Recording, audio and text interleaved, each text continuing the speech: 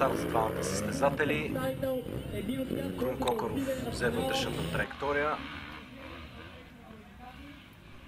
Само вътрешно му е майка в началото. И ето поведе той. Поведе, малка грешка направи. Нека видим какво. Да, тази грешка му костваше двойния скок. Не го скочи. Веско Велинов също не го скочи. И запази своята преднина. Крум Кокоров от около 15-20 метра. Той имаше по-добра позиция на старта, възползва се от нея и поведе. Сега да видим неговия съотборник дали ще успее да го притисни до края на серията. Равностойни са двамата състезателя. Да, те и двамата са представители на републикански шампионат по мотокрос. Имат сериозна подготовка, както технически, така и физически.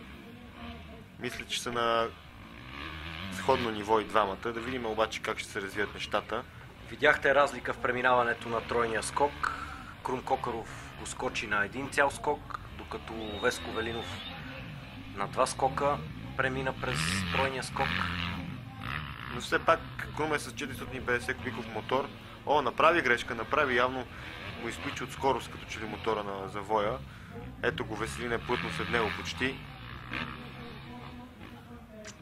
Много е важна рулетката, да видим как ще преминават двамата през рулетката.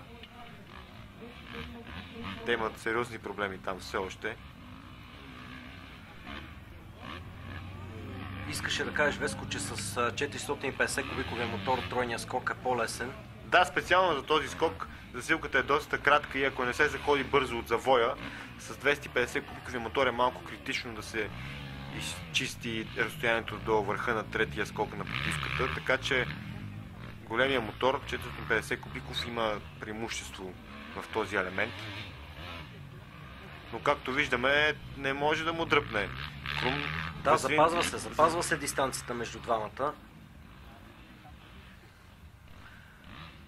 Ето как преминава Крум през рулетката. Малко е несигурен в началото, но след това като че ли набира скорост към последните бабунки. Нервно кара Крум Кокоров след загубата в първата серия, Да, той където водеше. спокойно можеше да си осигури продължаване в втория кръг без необходимост да кара на последен шанс, но направи грешка.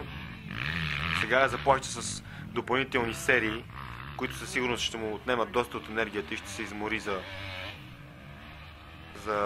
ако евентуално се класира за финалните серии. Все пак ще трябва да премери сили с всички отпаднали, което никак не е малко. Да, ще трябва